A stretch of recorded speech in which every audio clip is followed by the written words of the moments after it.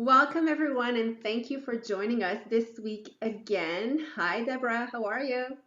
Good morning, afternoon. How are you? You forgot good evening. I'm fantastic. Today we're talking with a speaker, with a woman that I absolutely love. I'm super impressed by her. So happy she was placed on my road and that we got to meet her. A woman that joined us in our 20 Powerful Women in Network Marketing book. So we'll get to talk with her in a minute. But there's one thing she said earlier that I absolutely loved. She's all about holding up each other's crown, which can you Ooh. imagine how beautiful the world would be if women were really like this? Because I don't know Mm-hmm. about you, but I've experienced a bit more of cats trying to scratch off my crown instead of like holding it in place. So I will ask you, Deb, your turn. Mm. When is one time that you really feel like someone held up your crown?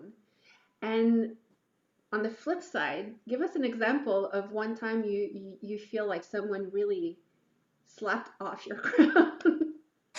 Those are the kind of the same thing. So how about I do this? It was interesting that we have this conversation this morning, and welcome, Lisa, because that's such a powerful thing for us. Hey, Caroline. I mean, if anyone watches our videos or see what we do and they're like, oh, Deb and Caroline, Deb and Caroline. And there was a situation yesterday, right? Like, you want to talk about true that, be real. In the last 24 hours, I've had an experience where I had someone try to, I'll say it nicely, demote me, demote me from my personhood in my success as a businesswoman. And I'll talk a little bit about that. And then this morning, I actually picked up a call because I knew someone had had their crown taken off, and I had 5 minutes before I got ready for our beautiful morning, and said, look, I called them. So this morning, I had a call from, those late night calls. I had a late night call last night from a friend. Now it happened to be a guy who's dating a woman who is not bringing out the best. Can I just say that? Is not being her best and not bringing out the best. And I've had this phone call about 6 or 7 or 8 times. So when I know that love is blind, right? And so I listened to the story, tried to give advice, not open, just wanted to vent. I'm like, okay, cool, And then this morning, as I was racing around, I kept call them. Now I've known this person 40 years. So I called them. I'm like, hey, you got 5 minutes? They're like, I'm backing up the truck. I'm like, don't say a word. I just want to let you know that there's 2 things you should never let anyone do. 1, make you feel insecure about yourself. 2, what would you say, because they're 60, what would you have said to this person if they did that when you were 20? They said, I would have told this person to, I'm like, no difference that you're 60. No different than you're 60. So that was my little incident of, and I'm like, I got to go. Don't argue with me. And they're like, thank you. And then yesterday, you know what? I find it when someone kind of throws off your crown, the most important thing I try to do is stay postured. Just stay postured, right? Like stay true to who you are. And I am a huge advocate. I've had coaches in my life and people in my life, and I've always tried to raise the bars. I've raised the bar. So I had an incident yesterday. And so what did I do? Caroline, I called you. I called Caroline, and I was in a situation where I had signed up for this experience for a year with people that had shared that they were going to take me from one place in my business to another through a course. And it was the most expensive money I had ever spent on anything. But I'm like, I'm ready. I want it. I want to go there. They said they could. Let's play ball. And very shortly into my experience, man, was my crown getting thrown off. It felt, and it because you're like, it feels derogatory. But because I had put them a little here in the world of business and finance, on truth, I started to question me. I'm like, well, I want to get to where they are financially. And then I realized, but I don't want to get to where they are as people. And it took a process inside, and I had to reach out to my people. And I'm like, okay, this was the situation. This was the experience. What is your feedback? I had to make sure it wasn't me, right? Even though it felt like it wasn't me, I got that outside. So that was actually, that experience just happened within the last 2 weeks. I went through the process. When it first happened, 90% of me wasn't rocked, but the 10% was.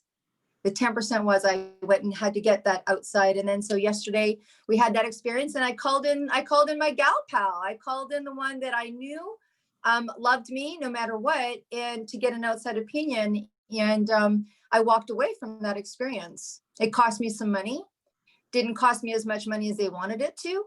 I held my own. And this morning I woke up and I felt fine. There was no residual. Right? Isn't that amazing? When you hang out with people that hold you up, you don't wake up in that place of self-doubt. There was no residual. Awesome. Well, you can send me a check. You can send me a little part of what you saved.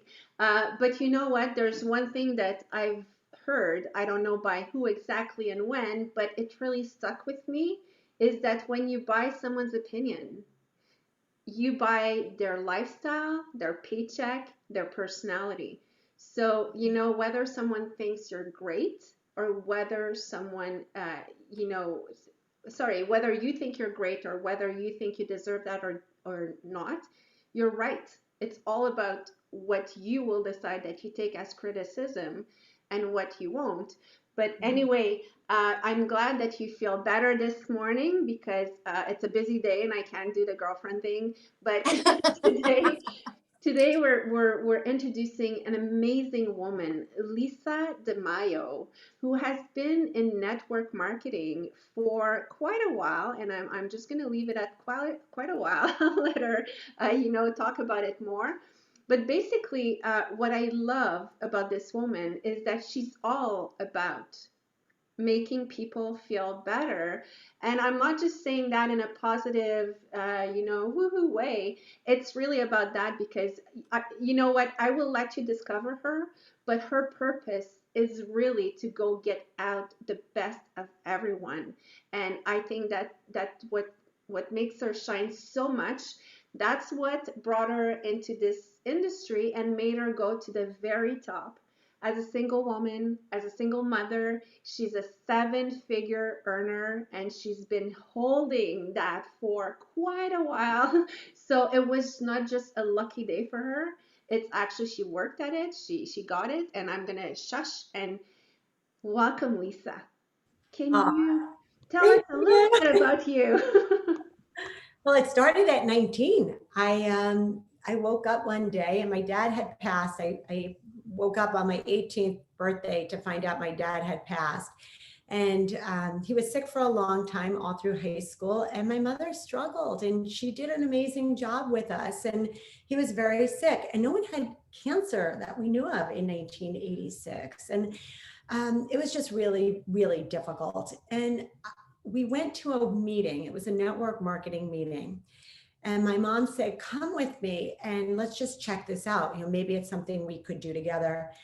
And I was so fascinated by the people in front of the room. It wasn't the product, it wasn't the company, it wasn't the system, it was the people. And that was really my first exposure to coaching. And I knew that it wasn't normal to be so depressed. I had a lot of death, a lot of experience with death in a very short amount of time. 5 people very close to me within a few years at the age of 18 to 20. And I was fascinated with the mindset of those people. And I began a personal development journey. And we didn't have the internet, I'm not so young. We didn't have the internet. I went to the library. I walked to the library, up the hill in the snow. I walked to the library and I got the books and I read the books. And I had cassette tapes that I used to rewind with the pencil and play them over and over until you could see through them. And I would listen to these people over and over. And I began my coaching journey at 19. That is just so cool. So for you guys listening to that and you're like, what's a cassette? Google it. You Google it and look for a picture. But basically, Lisa, tell us, how did you start when did you really decide, you know what, I'm building this and this will be my life?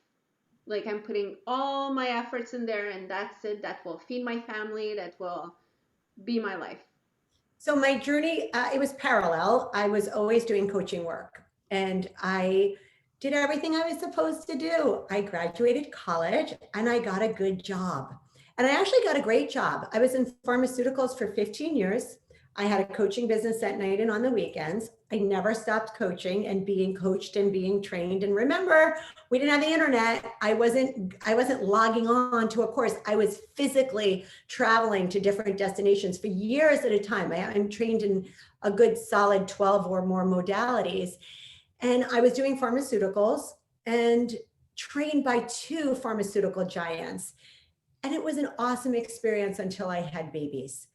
And then it was like, you know, you're waking up and it's dark and you're getting home and it's dark and it's just this rat race. And I was really caught up in the rat race. And I was so fearful to leave that pharmaceutical paycheck and go out on and do anything on my own, a coaching business, anything. And people were telling me, like, you should be so grateful for this money. You have a company car, you have an expense account. And I was buying their opinions and they were living in my head rent free. And my life was a beautiful lie. That's what it was. It looked like, you know, we were both college educated and had 2 incomes and had the 2 kids and I was physically getting sick. I couldn't do it. I was burning the candle at both ends. It was a Saturday night and I was then married. We were playing the game Cash Flow and Robert Kiyosaki's game Cash Flow. And I remember arguing with my ex-husband about how much money the game cost back then. I think it's a lot cheaper now because we just bought it again, but it was a lot when we bought it. And I said, I'm getting out of the rat race.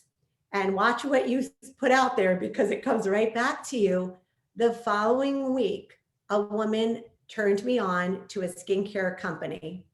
I walked away from my pharmaceutical job. Like, people thought I was crazy. You know, you're making 6 figures in pharmaceuticals and you're good at it.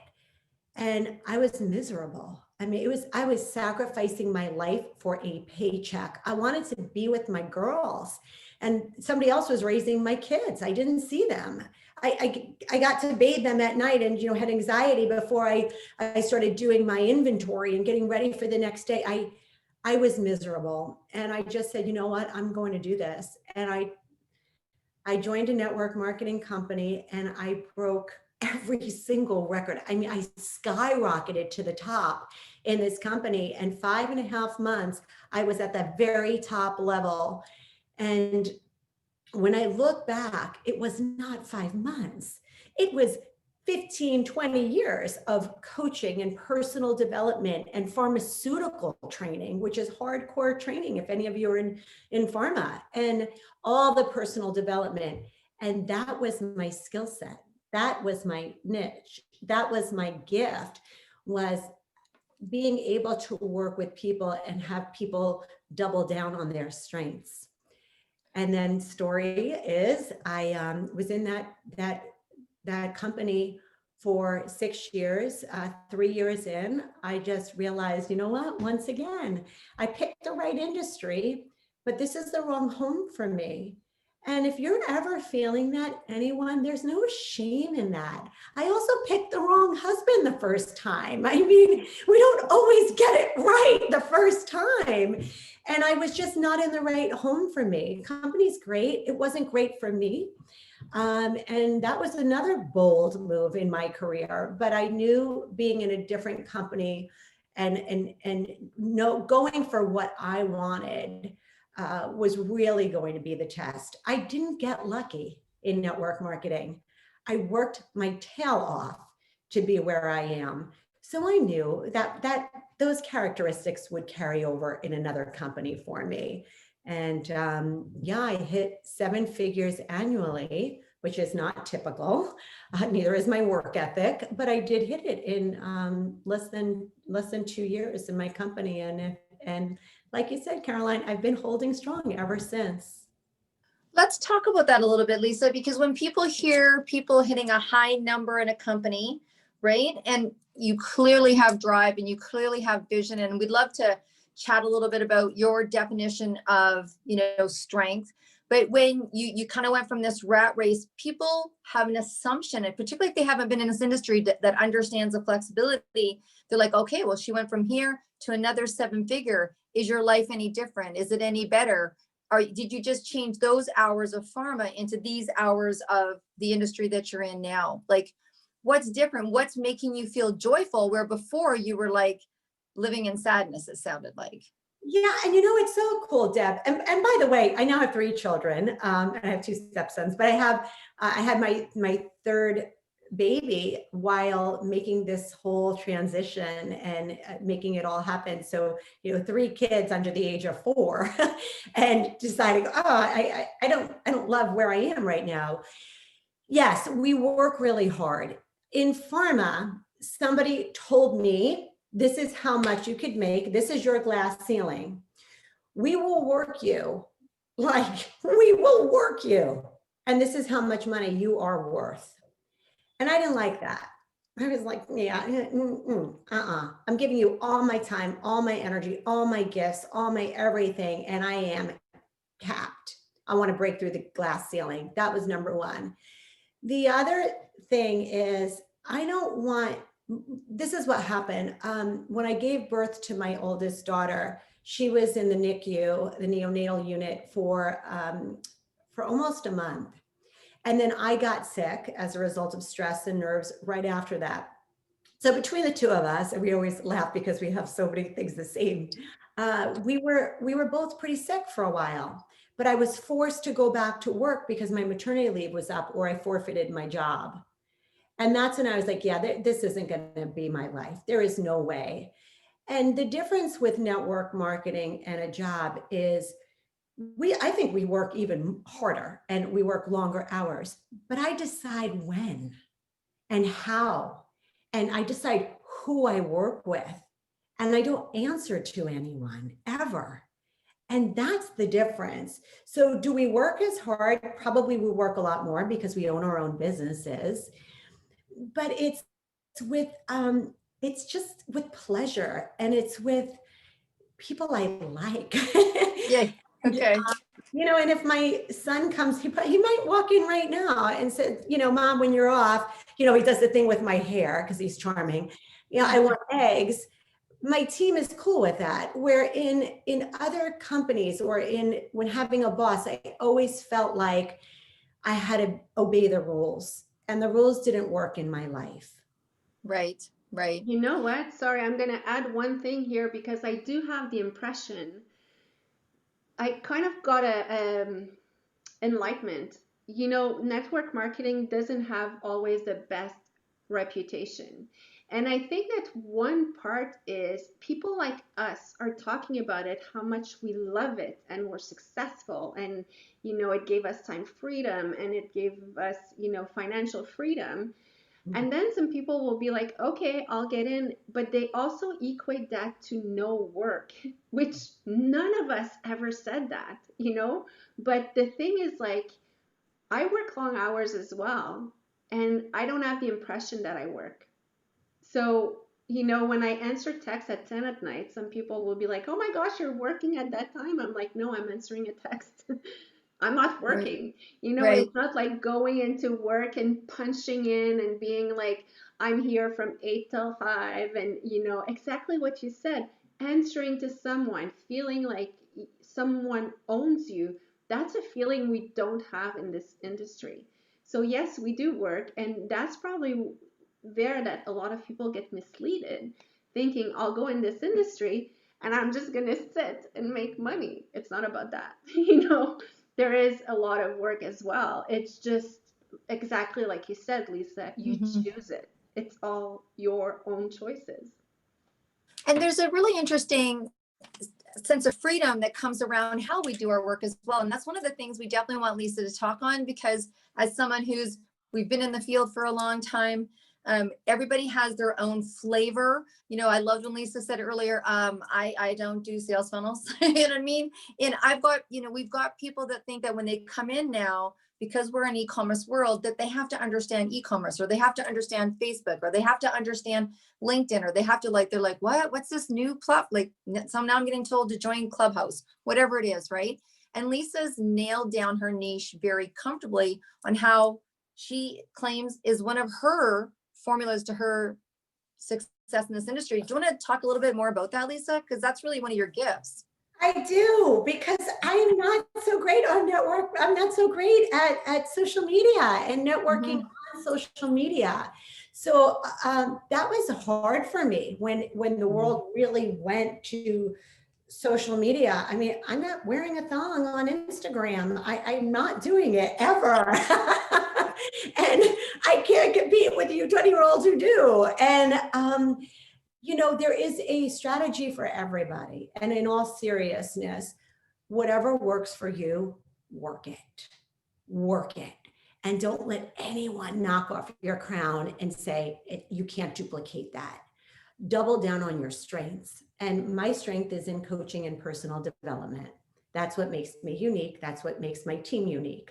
They get hours and hours and hours of personal development for free. It's part of the perk of being on my team. I'm a life coach, a leadership coach, a master trainer, trained in Neurolinguistic Programming for years, like 2-year programs in different modalities, and giving that away to my team and my people, you know, for free. And it's developing people, and then they have a vehicle in which they can make money. And that's what network marketing is. So Deb, I know you had a different way of doing it. You didn't do it on social media either. And I do have my soon to be 19-year-old daughter just joined me in my business. And she's doing everything for her is an app on a phone. Mom, you know, you could do this on the phone, and you could, I barely know how to use an app on a phone. I know how to work with people. And whatever my team wants to do and whatever they're strong at, I focus on that for that individual. And Caroline, I think the reason why we don't care that we get a text message at 11 o'clock, you know, at night when everybody else thinks that's so crazy, we're so proud of the breakthroughs when we, you know, it's like having this massive family and these children, and they're like, Mom, I just got accepted into the college of my choice. And you're like, yes, you know, I'm so proud of you. So people who aren't in our industry will say you're always working. I feel oftentimes I'm working to celebrate the breakthrough, celebrate getting over a challenge with somebody. And for me, network marketing is just disguised as personal development with a paycheck. That's what it is for me. You know, it's getting through a lot of stuff with ease and grace and elegance. It's not always so easy. And when you have people that are in alignment with how you think and you can hold each other up, that's what a team does.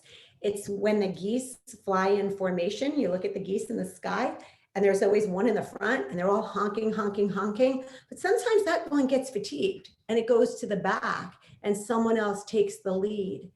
And over my career of almost 16 years now, I love that. You know, when I'm having my person, we just went through COVID in my house, and my team took over. You know, I was like, guys, I'm out. They took over. I had a couple of major losses. I lost one of my most significant mentors when I was leaving one company and joining another company. And it was in that very vulnerable moment when I first cried in front of a team of thousands of people and said, I'm a mess. Like, I can't do this right now. That's when they stepped up. And that's the difference I feel with network marketing and a job. I'm not worried about somebody taking my position. I would be so happy if I came out of my mourning or my sickness or my whatever, my vacation, and someone rank advanced and even rank advanced higher than me. Like, you're both nodding your head, because how amazing is that? And I am on a mission, and my team knows this, and I'm so proud of you ladies for getting this message out there to so many people, men included. My brother is my number one business partner, and completely supported by my now fiance, incredible men in this industry. But my greatest accomplishment will be to duplicate other annual 7-figure earners. So I've created millionaires in my organization, but I haven't created annual 7-figure earners. And that is my 2021 goal, is to start to see that happen. And where else does that happen? What other industry does this happen? It's You know what? That's an amazing question. Let's find other industries where you can actually say that, hey, I want to produce another $1 million earner. Well, probably lottery is a good one, but you know, what I really like about everything that I'm hearing from you is, first of all, you do acknowledge, you do have millionaires in your organization, and we hear that in network marketing companies. But being a seven-figure earner yearly, that's a whole other ballgame, because you actually need to build your business there, achieve your goal, and maintain it. And we all know here that maintaining business is almost more difficult than to actually acquire it. And I know, Lisa, you work really hard with your coaching on an expansion coaching and on developing leaders, and that's probably why you're building something strong. But talk to us, like, the difference between acquiring business and maintaining business, because it's a whole different ballgame. Yeah, I am so happy you brought that up. Happy people don't leave, right? You never met a couple that said, we're so happy together, but we're getting divorced. Like, happy people don't leave. And it's all about relationship building and building relationships. And I've seen it in my company. You've seen it in the industry, where people go crazy, like sponsor, sponsor, sponsor, sponsor, sponsor, sponsor. They never stop working. And I work my depth. I drive the line. I work down deep. And that's the piece is, it's maintaining what I've built. I don't want to go back and always be rebuilding. And that's what I've mastered. It's the retention. And I've had people leave. I had my number one business builder leave a couple of years ago, and we didn't skip a beat, not one beat, because her team was happy. Her team was happy here. So we actually grew as a result. It's not for everyone, and there's no judgment when people just say, you know what, whatever reason. But retention in this business is key. And I think sometimes we're always looking for that. We think we're going to find that next person who's going to be the rock star. And it's not like that. Everybody's a rock star. It's finding the strength in each person on your team to do what they're great at. And every life matters. And to really be building, there's this great story, and I use this all the time with my team, and I have starfish everywhere in my office. I have like every gift that looks like a starfish, about a little boy walking on the ocean, and there's all these starfish on the ocean, and he's walking around, he's picking them up, and he's throwing them one by one, he's throwing them back in the water. And this man comes up to him and said, little boy, what are you doing? You will never, ever make a difference. Look at all these starfish. And he picks one up and he throws it in, and he said, made a difference for that one. That's what we do every day. That's what we do. And maybe it doesn't show up as seven figures for everyone, but I've made a difference for that one. And for those of you who are starting out in network marketing, don't let somebody else's,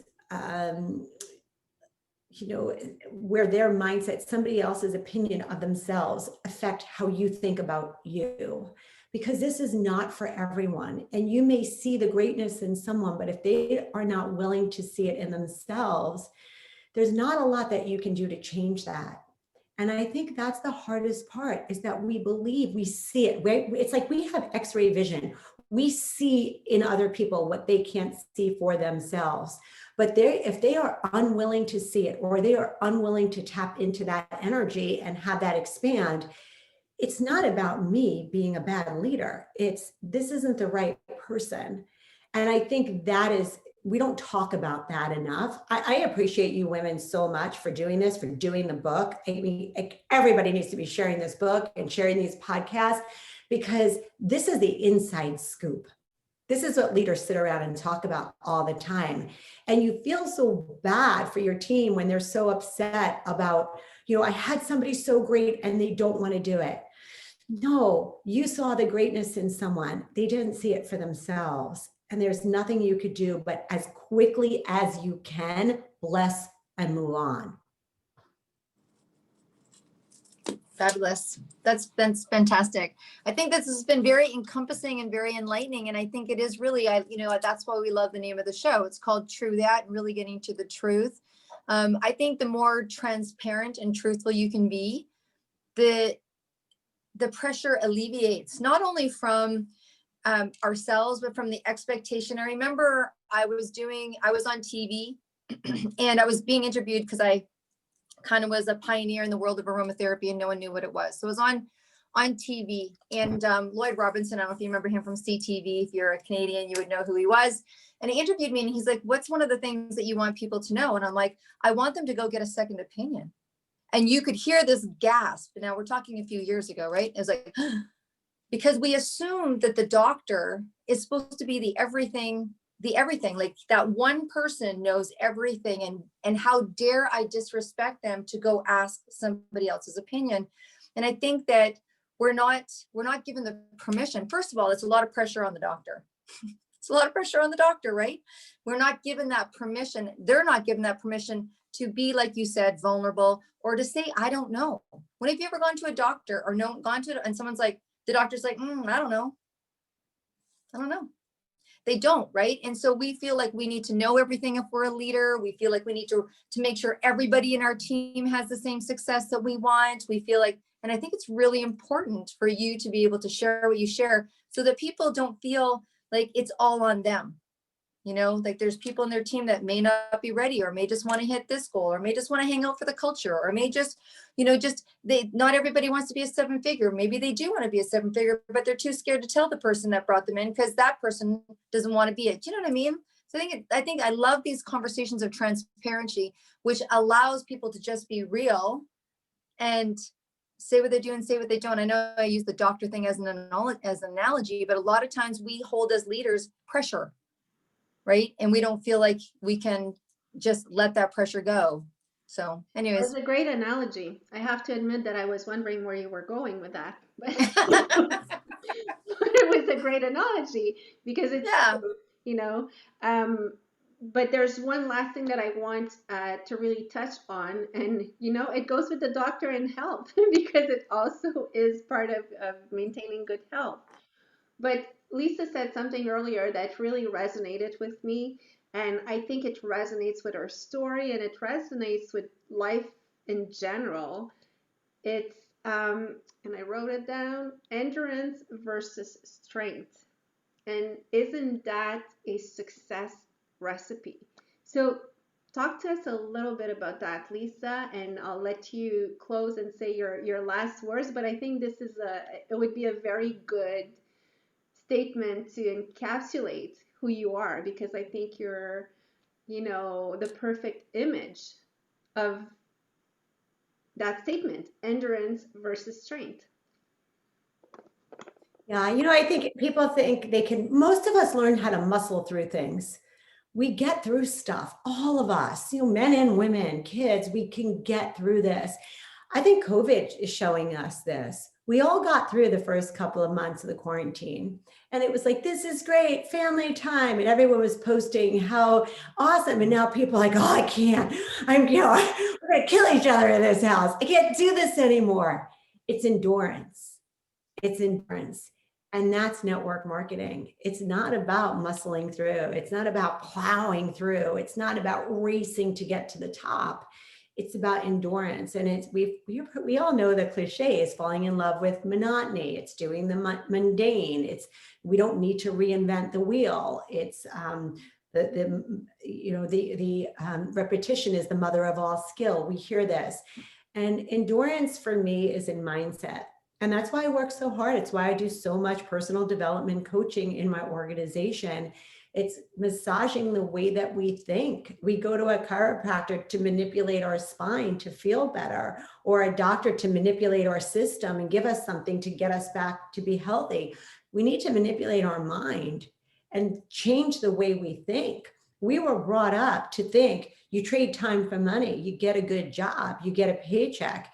And then we numb out, most of us, not everybody. And there's so many great jobs out there. And I'm so grateful for the people who are doctors and lawyers and massage therapists and hairdressers and love their jobs and love their careers. This is not for everyone. It certainly is not for everyone.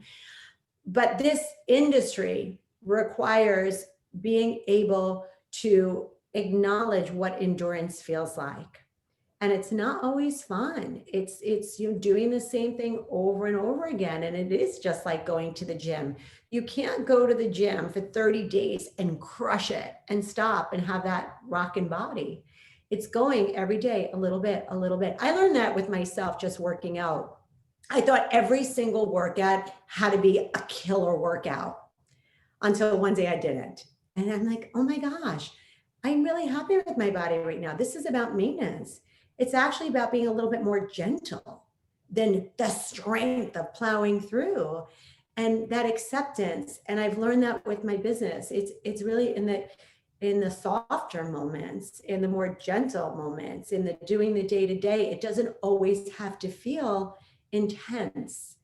And I think that's another thing that people really don't understand about network marketing. It's not always intense. And you see the constant posting or the people being very bold, but day in and day out, it's very fluid for those of us who have a business. There's a lot of laughs. There's a lot of you're connecting with people. You're laughing at your own stuff. You still can't believe you said that, whatever. And it's about the endurance and the process of learning and self-discovery. And that's what I love about it. Every year I look back and I'm like, wow, I thought I knew so much then, and I know nothing. I'm still a student. I'm figuring it out. And I'm here for the long haul. I'm in this company for the long haul. It feels great to, I can't be recruited. I'm unemployable. Where would I work? What would I do? And it's about endurance. It's really accepting that this is my life. And every day I'm going to make the necessary little teeny tiny adjustments to endure for the long haul.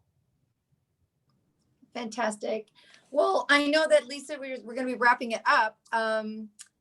If you want to hear stories like Lisa's, if you want to hear a little bit more about her and 19 other incredible women, we're going to encourage you to pick up the book, pick up the copy, and share that with as many people as you can. Because yes, it's 20 powerful women in network marketing, but the piece in there that is that juicy stuff that you're getting today are the words "tell all," right? So Lisa, along 19 other women, are telling all.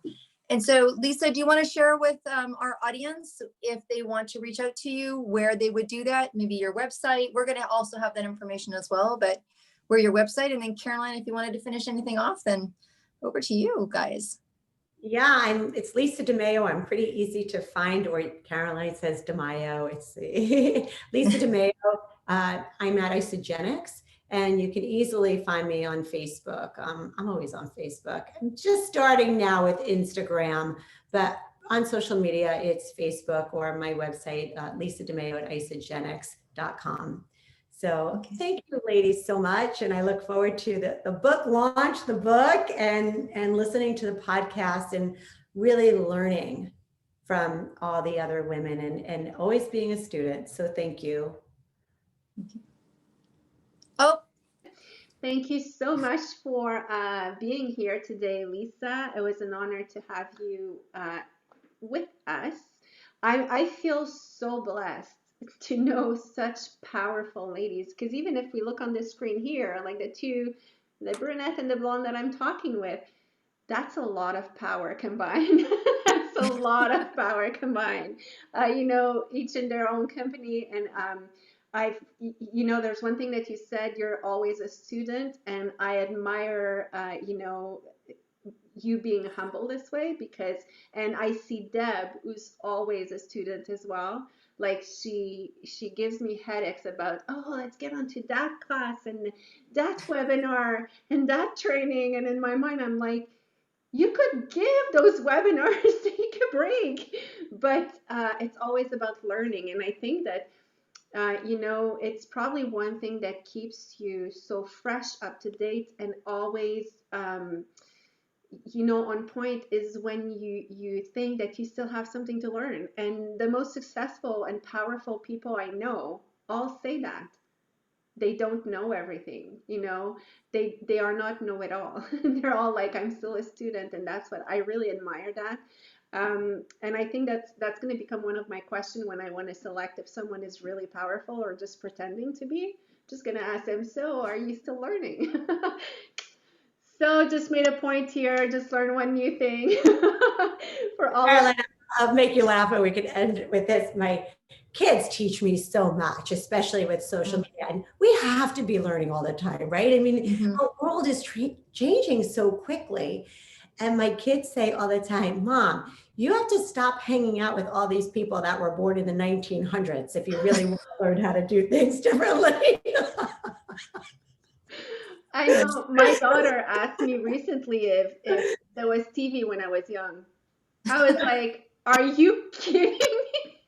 Did you just ask that? I wanted to cry, and I'm like, no, no. And the phone was just about to come, you know?